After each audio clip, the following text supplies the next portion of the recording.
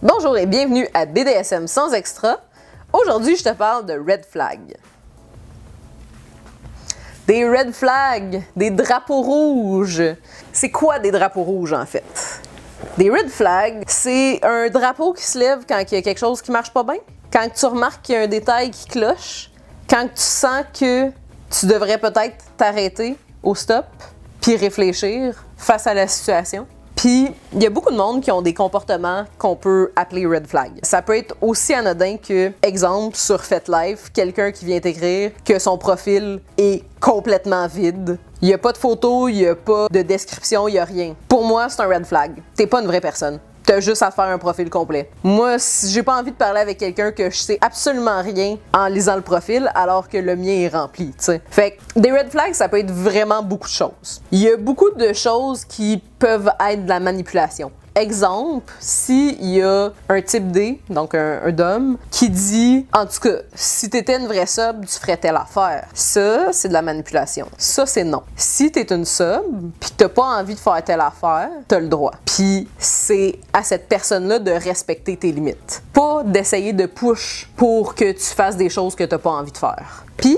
quelqu'un qui essaye de te faire faire quelque chose qui est en dehors de tes limites, c'est pas nécessairement juste un dom. S'il y a quelqu'un un sub, par exemple, qu'il veut vivre une suspension, puis que toi, t'as jamais fait de suspension encore en shibari, puis t'es comme moi, je suis pas encore vraiment prête. J'aimerais mieux, tu sais, prendre 1 ou 2 cours de plus parce que je sentirais que je serais vraiment à ma place. Puis que là, la personne, elle te pousse, puis elle est comme « Mais non, je suis sûre que t'es capable. Moi, je te fais confiance, là. Vas-y, là. Essaye, là. Tu sais, c'est pas grave, là. Moi, je sens que t'es correct. » Ça va dans les deux sens, respecter les limites. Ça va tout le temps dans les deux sens, respecter les limites. Fait que peu importe que ça soit quelqu'un de dominant ou quelqu'un de soumis qui essaye de te faire faire quelque chose que t'as pas envie, c'est non. Quelqu'un qui top from the bottom. Quelqu'un qui top from the bottom, souvent, ça va être quelqu'un qui va vouloir se faire dominer, mais qu'au final, ça va être cette personne-là qui va diriger peu importe qu'est-ce qui arrive. Mais l'affaire, c'est que si vous avez convenu autre chose, si vous avez convenu que la personne qui domine, c'est elle qui domine, ben, la personne qui top from the bottom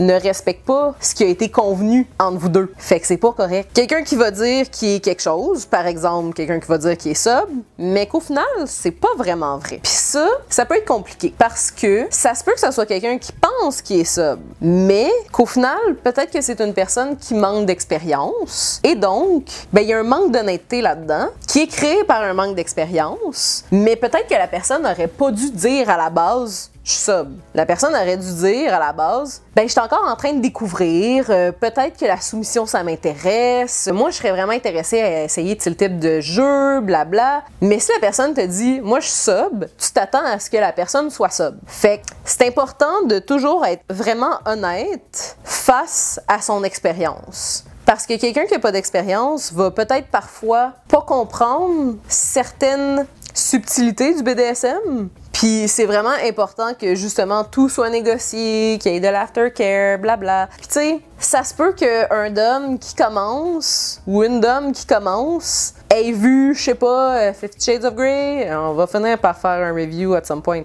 Mais ça se peut que la personne ait juste vu ça, puis que la personne ne comprend pas que la négociation, ça se fait entre deux personnes. C'est pas je te donne un contrat que j'ai écrit moi-même et que tu décides si tu l'acceptes. C'est pas de même que ça marche. C'est une discussion, pas un monologue. Puis après une scène, il y a de l'aftercare. On parle de qu'est-ce qu'on a vécu ensemble. C'est pas juste OK, ben tu viens puis je te frappe. C'est pas de même que ça marche. Fait que parfois le manque d'expérience peut être un red flag. Mais si t'es honnête sur ton manque d'expérience, ben ça se peut que tu tombes sur des personnes qui vont vraiment être contentes de t'amener dans le monde du BDSM et te faire vivre plein d'expériences. Il y en a plein du monde de même. Puis peut-être que vous allez être deux personnes novices ensemble, puis que vous découvrez le BDSM ensemble. Ben dans ce cas-là, allez faire des classes, allez faire des cours pour apprendre comment ça marche dans les débuts, pour apprendre le consentement, pour apprendre comment négocier comme il faut. Il y a plein de choses que tu peux apprendre dans des cours cours, puis c'est vraiment important d'en connaître le plus possible avant de juste décider de donner des coups puis que ça soit fini, parce que c'est pas ça le BDSM. Encore dans le manque d'expérience et de connaissances, quelqu'un qui dit qu'il y a pas de limite. Moi,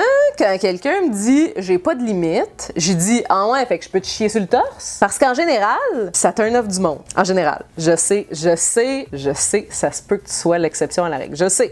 Mais en général, ça turn off bien du monde. Fait que quelqu'un qui me dit qu'il y a pas de limite, pour moi, c'est comme well, I'm sure you do.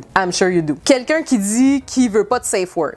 Et là, je ne parle pas d'une relation maître-esclave de gens qui ont de l'expérience. Je parle de quelqu'un qui rentre dans le BDSM et qui dit « je veux pas de safe word ». Non.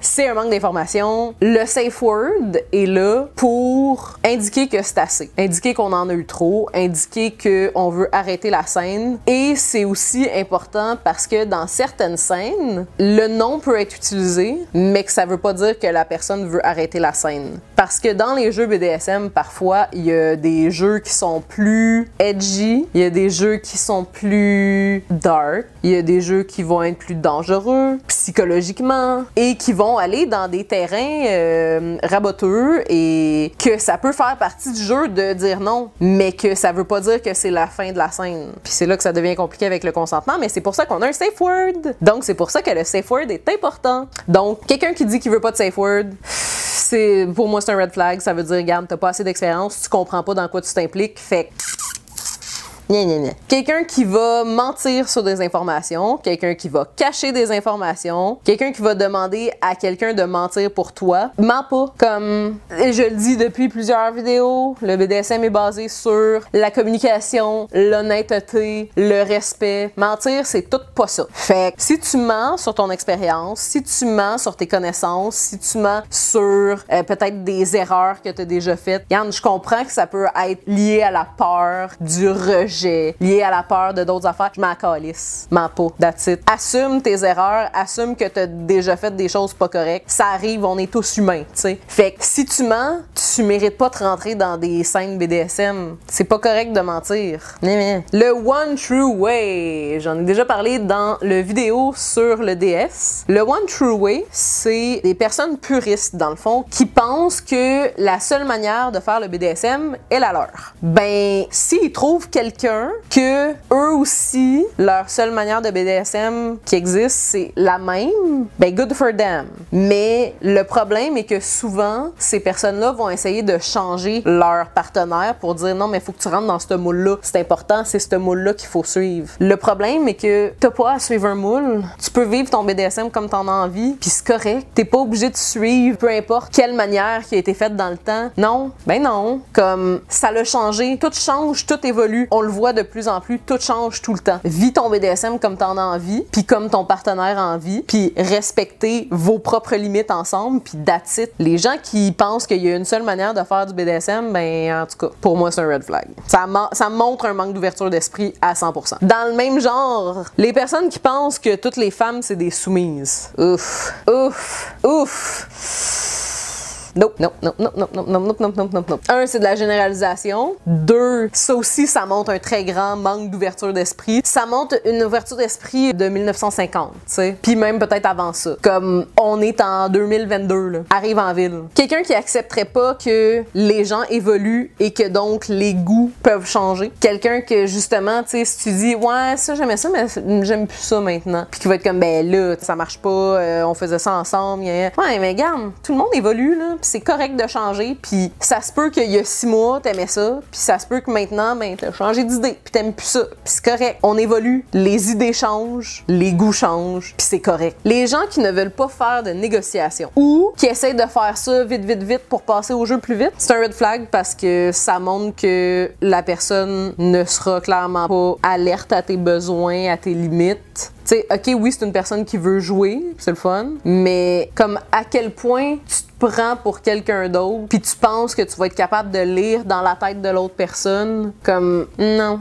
Ayez une négociation, puis suivez ce qui a été verbalisé, parce que c'est de même que tu vas faire des bris de consentement, tu sais. Tu veux pas faire des bris de consentement, fait que pense pas que tu vas être capable de lire dans les pensées de l'autre personne, ça marche juste pas. Des gens qui vont rabaisser quelqu'un de manière non consensuelle, des gens qui critiquent, des gens qui juge méchamment. Comme si c'est fait dans le consentement, mais si c'est pas fait dans le consentement, c'est de l'abus, là. C'est pas gentil rabaisser quelqu'un, c'est de l'abus. That's it. Fait non. Les gens qui vont faire de la négociation, mais qui vont déjà être dans un jeu de pouvoir. J'en ai pas assez parlé dans mon vidéo de négociation. Mais, une chose qui est très importante, quand on fait de la négociation, les deux parties sont égaux. Il y a pas de personne qui domine, il y a pas de personne soumise pendant la négociation. Les deux disent leurs besoins, leurs limites. Les deux parlent de qu'est-ce qu'ils ont envie de vivre. Si tu fais une négociation puis il y a déjà un jeu de pouvoir qui est inclus là-dedans, il y a un très grand risque que la personne soumise ne soit pas capable de 100% verbaliser ses limites, ses besoins, peu importe. Fait qu'une négociation, ça doit toujours faire quand les deux parties sont égaux. Quelqu'un qui est pas capable d'owner ses shit. OK, là, je vais parler d'un sujet qui est important. Je vais faire une tangente un peu, là.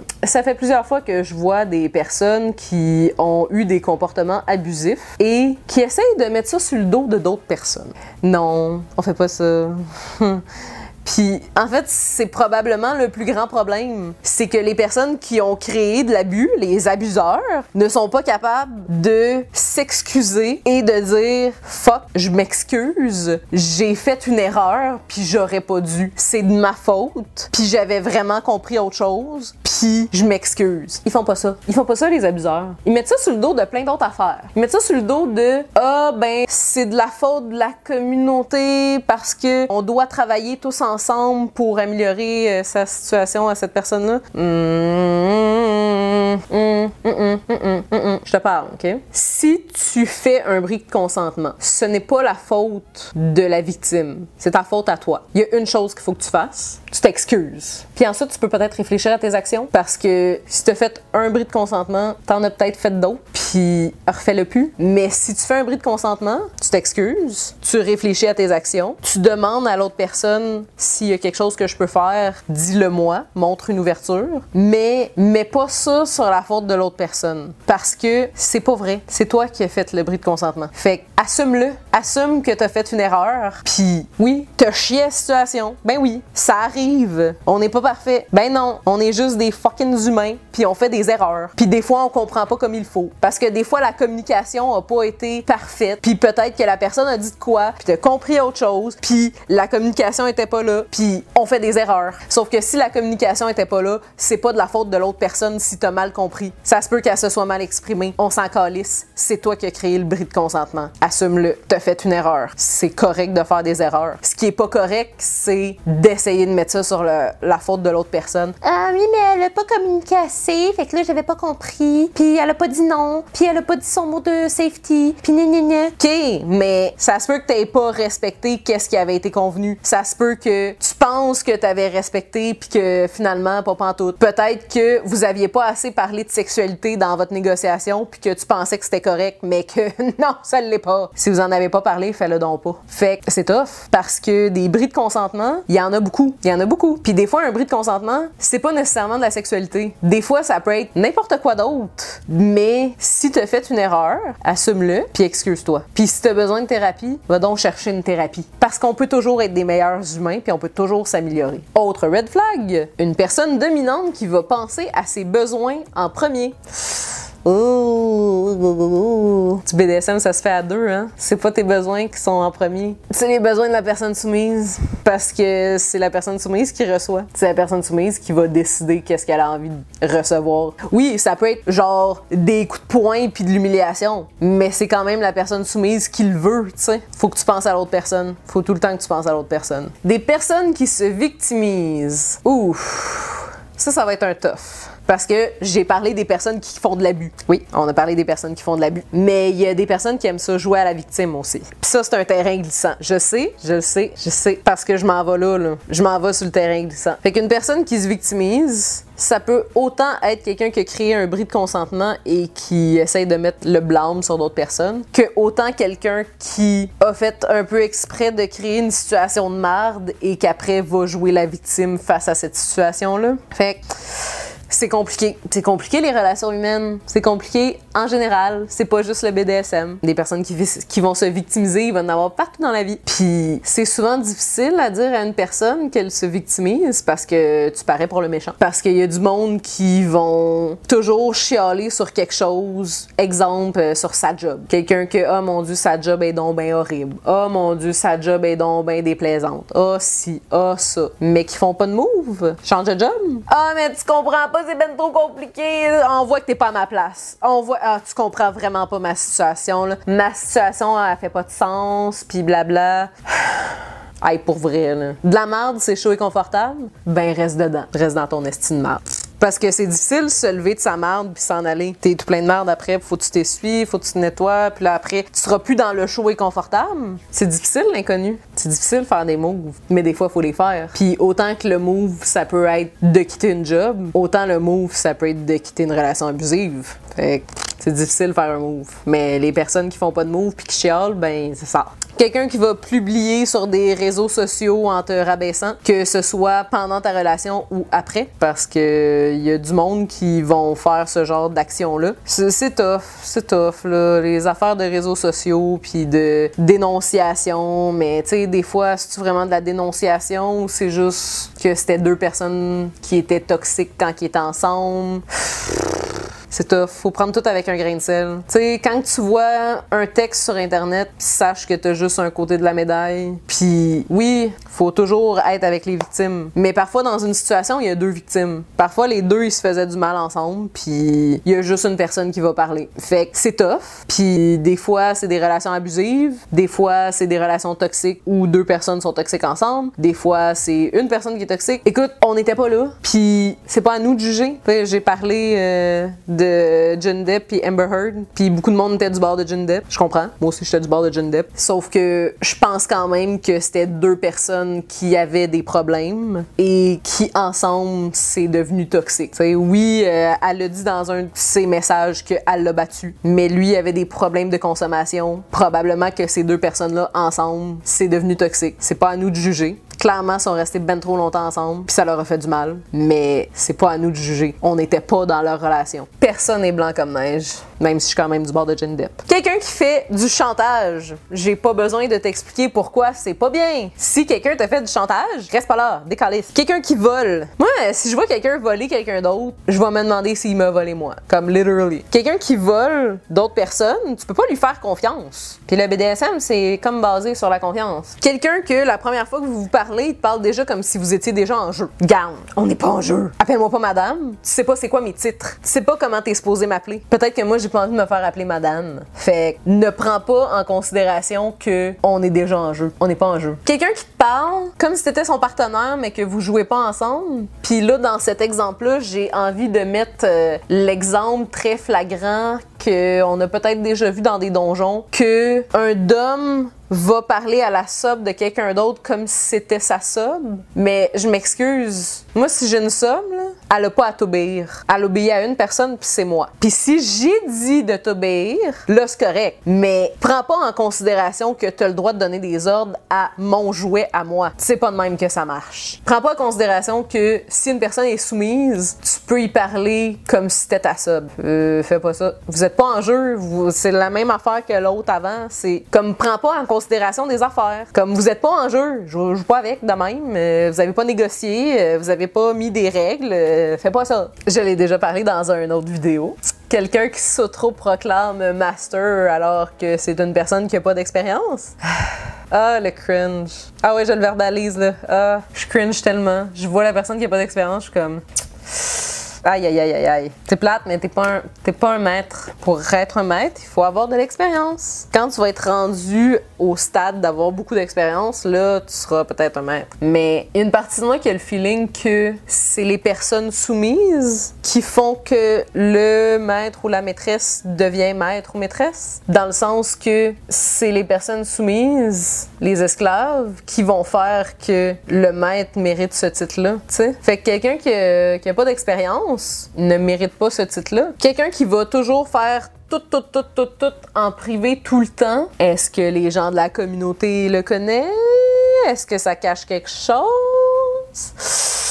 Quelqu'un qui va pas respecter l'aftercare, qui va te parler juste quand il est horny, qui va être fâché quand tu fais pas ou dis pas des choses pour le satisfaire. Si tu sens que t'es là juste pour apporter un orgasme ou du jeu, c'est mauvais signe, tu sais. Tu dois pas te sentir comme un objet, sauf si c'est ce que tu veux ressentir, mais tu dois pas te sentir comme si t'étais utilisé. C'est supposé être du donnant-donnant. C'est un échange de services. T'es pas supposé te sentir utilisé là-dedans. Quelqu'un qui va tout le temps être d'accord avec toi, qui va te faire trop confiance trop rapidement, qui aura pas de limite, pas d'attente, qui sait pas ce qu'il veut, qui va probablement demander trop d'attention, d'affection, puis qui va faire n'importe quoi pour l'avoir, incluant se soumettre à quelqu'un qui connaît pas assez, puis ça va être quelqu'un qui sera pas capable de négocier ses kings de manière assez mature. Fait que ça, faut faire attention, ça montre un manque d'expérience. Quelqu'un qui va t'envoyer des messages ou des nudes sans consentement, faut en parler dans le temps d'aujourd'hui, là, avec Internet, puis avec toutes les nombreuses applications pour recevoir des photos, name it, là, Snapchat, Tinder, whatever. Là. Comme si t'as pas demandé de dick pic, tu serais pas supposé recevoir de dick pic. Fait que quelqu'un qui t'envoie une dick pic de même... Oh! Bris de consentement. Tadam! Et voilà, déjà. Fait que, mettons que tu commences dans le BDSM, puis que tu veux éviter d'être une personne novice qui a des comportements red flag. On va dire ça comme ça. Comment éviter ça? Faut que tu sois honnête. Premièrement, c'est sûr que de reconnaître des comportements qui sont red flag, des fois ça peut être difficile dans les débuts, puis de reconnaître que on connaît pas tout, ça peut être difficile aussi, sauf que c'est la meilleure chose à faire. Comme en étant honnête que t'es novice, tu connais pas tout, t'aimerais essayer des affaires, voici les affaires que tu veux essayer. Ça, c'est clair. Parce que la personne avec qui tu vas jouer sait à quoi s'attendre. La personne sait que, regarde, ça se peut que tu fasses un peu des erreurs, ça se peut que t'aies pas 100% confiance en toi avec la situation. Puis c'est correct parce qu'elle sait que c'est ça qui s'en vient, tu sais. Puis d'être nouveau dans le BDSM, tu sais, prends ça relax. Tu sais, je sais que là, avec le printemps, puis le fait que tout est réouvert, le monde a envie de rencontrer, puis ils ont envie de se pitcher dans des relations, mais pitch-toi pas trop! Pitch-toi pas trop! Comme, vois et analyse les situations quand elles se présentent à toi. Analyse si tu es à l'aise avec l'autre personne. Analyse comment tu es bien avec l'autre personne. Comment que la discussion coule. Puis, jouer peut-être dans des lieux publics au début. Parce que c'est sûr que tu sais pas sur qui tu peux tomber. Puis là, je me sens comme une maman des années 90 qui dit « Attention avec les gens d'Internet! » Ben là, on vit sur Internet, fait que on s'en fout un peu, mais faut que tu fasses attention quand tu fais des nouvelles rencontres parce que tu sais pas si la personne, ça va être une bonne personne pour toi. Tu le sais pas. Puis ça peut être difficile de le savoir dans les débuts. Que ça soit dans tes débuts dans le BDSM ou dans le début de relation. Ça peut être difficile à savoir parce que vous apprenez à vous connaître. Ben, prenez le temps de vous connaître. Prenez le temps d'apprendre c'est quoi vos jeux préférés, puis tu sais, essayer des petites affaires plus faciles, puis aller dans des donjons pour que ça soit fait de manière publique, puis tu sais, peut-être que c'est mieux de pas se faire attacher la première fois que t'es avec, parce que moi, j'aime pas ça, voir du monde qui vivent de l'abus. Puis je vois crissement trop de monde qui vivent de l'abus. Puis j'aimerais ça que ça arrête. J'aimerais vraiment ça que les gens arrêtent de vivre de l'abus, puis que les gens vivent du beau BDSM, puis des belles relations humaines, que ce soit des relations d'amitié, que ce soit des relations de partnership, que ce soit de l'amour, peu importe. C'est bien plus le fun quand les gens sont heureux et vivent des belles choses. Fait que ça va être tout pour les comportements toxiques, les red flags, les name it. Je suis sûre que je vais y revenir parce que on n'aura jamais fini de parler de ça. Comme le consentement, comme la négociation. Il y en a tout le temps. Fait que c'est sûr que je vais y revenir. Puis sache que si j'ai oublié des choses, commente dans les commentaires en dessous. Puis sinon, ben tu likes, tu subscribes, tu partages. Puis on se revoit dans le prochain vidéo.